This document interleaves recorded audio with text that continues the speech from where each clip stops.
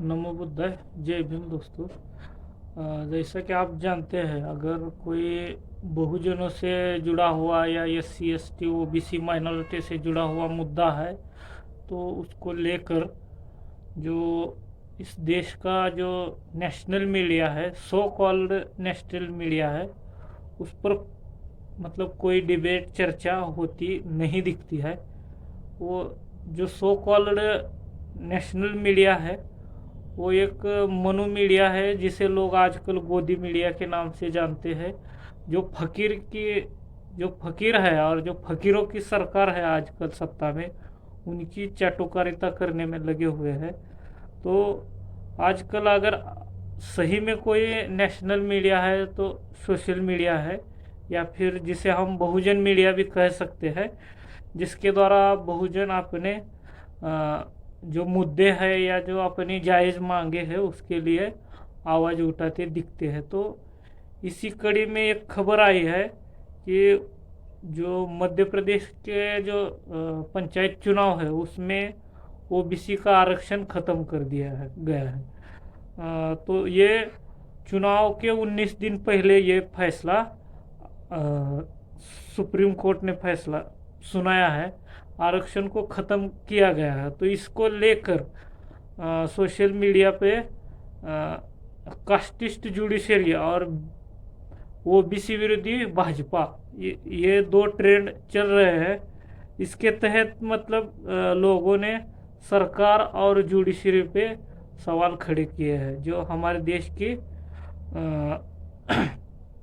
न्यायपालिका है उसको भी लोग अब कटघरे में खड़े करते दिखाई दे रहे हैं। तो इसी कड़ी में चंद्रशेखर आज़ाद, जो भीम आर्मी के चीफ है और आज़ाद समाज पार्टी के राष्ट्रीय अध्यक्ष है, उन्होंने ट्वीट किया है, RSS की बीन पर नाच रही कोर्ट और भगवा सरकार की जुगलबंदी ने MP पंचायत चुनाव में चुनावी हिंदुओं OBC का आरक्षण खत्म कर दिया। सवर्ण आरक्षण के लिए कानून बनाने वाले OBC PM और OBC CM खामोश है। सुन लो CM चौहान शिवराज, इस हकमारी के खिलाफ याचना नहीं अब रन होगा, MP के साथी तैयार रहे। तो इस तरीके से चंद्रशेखर आज़ाद, जो आज़ाद समाज पार्टी के राष्ट्रीय अध्यक्ष हैं, उन्होंने इस ट्वीट को किया है। साथ ही जाने माने पत्रकार प्रोफेसर दिलीप मंडल जी ने लिखा है, जिस तरीके से राम मंदिर का फैसला आने के बाद जजों ने एक बड़े होटल में पार्टी की थी, इसका जो अभी खुलासा हुआ है रंजन गोगोई की जो किताब आई है उसके माध्यम से, उसी एक तस्वीर को ट्वीट करते हुए प्रोफेसर साहब लिख रहे हैं, दिलीप मंडल जी, क्या SC ST OBC आरक्षण के खिलाफ फैसला देने के बाद भी जज इसी तरह महंगे होटल में पार्टी करते हैं और सबसे महंगी दारू पीते हैं, जैसा कि जज गोगोई, चंद्रचूड़, बोबड़े, नजीर और भूषण ने अयोध्या जजमेंट के बाद किया था। हैशटैग आरक्षण का विरोध भी तो पुण्य का ही काम है। Hashtag casteist judiciary. तो जुडिशरी को भी कास्टिस्ट बताया जा रहा है क्योंकि वो जाति देखकर फैसले दे रही है। तो इसी को लेकर लोग बातें कर रहे हैं, क्योंकि आजकल जैसे अगर SC ST OBC के अगर कुछ हकूक़ की उनको छीनना है तो ये जो बात है या ये जो कानून है वो संसद में नहीं बनता है, क्योंकि वो लोग जानते हैं कि आपके वोट प्रतिशत ज़्यादा है, तो वो जुडिशरी के थ्रू आपके हक अधिकार छीनने का काम करते हैं। जैसे पिछले साल या 1.5 साल पहले सुप्रीम कोर्ट ने जो यहाँ के मूल निवासी आदिवासी हैं उनको जंगलों से बेदखल करने का ऐसा ही एक फैसला सुनाया था। तो उसी को लेकर बात की जा रही है। OBC और एक उन्होंने ट्वीट किया है, OBC अधिकारों पर ये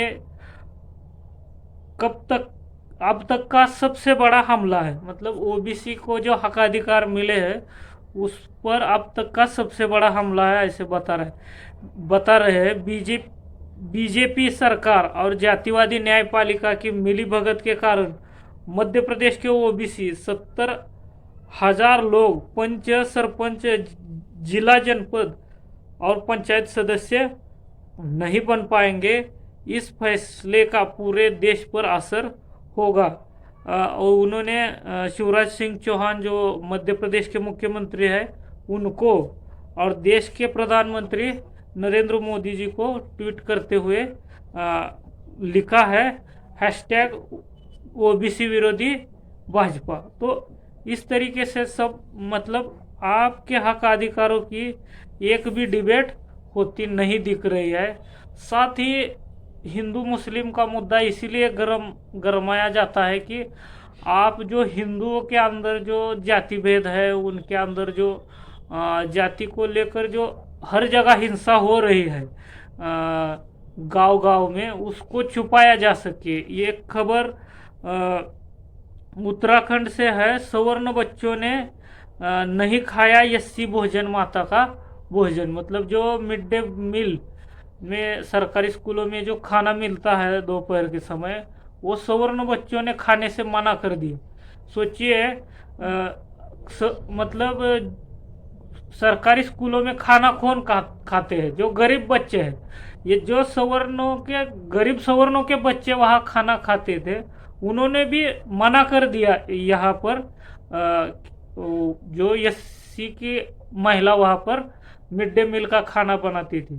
तो इस बात पर भी कोर्ट को सोचना चाहिए कि जिस तरीके से उन्होंने सवर्ण सुदामा कोटा जो सवर्ण दरिद्री आरक्षण है उसको किस तरीके से लागू किया है कि गरीबी के आधार पर लागू किया है। क्या अगर ये महिला एससी महिला जो गरीब भी है, जो सरकारी स्कूल में काम करती है, उसके हाथों से गरीब सवर्णों के बच्चे खाना नहीं खा रहे हैं, तो जाति से मतलब गरीबी से बड़ा मुद्दा है जाति, जिसके आधार पर यहाँ पर लोगों को कुचला जा रहा है, उनके साथ बर्बरता की जा रही है। तो वही सही में यहाँ पर रिप्रेजेंटेशन का जो हक दिया है बाबा साहब आम्बेडकर ने, या जो रिजर्वेशन दिया है, उसका मूल आधार वही है। शिक्षा में पिछड़ापन और सामाजिक तौर पर पिछड़ापन, आर्थिक तौर पर पिछड़ापन, ये रिप्रेजेंटेशन का जो हक मिला है उसका बेस कभी भी नहीं रहा और ना ही होगा। क्योंकि अगर हम बात करें अखिलेश यादव जी की, तो जब वे मुख्यमंत्री थे, तो उसके बाद जब महाराज मुख्यमंत्री बने गोरखनाथ के योगी जी, तो उन्होंने जो मुख्यमंत्री आवास है, जो मुख्यमंत्री का बंगला है, उसको गोमूत्र से साफ करवाया, जो गाय का यूरिन है उससे साफ करवाया। तो अगर इस बात को मान ले कि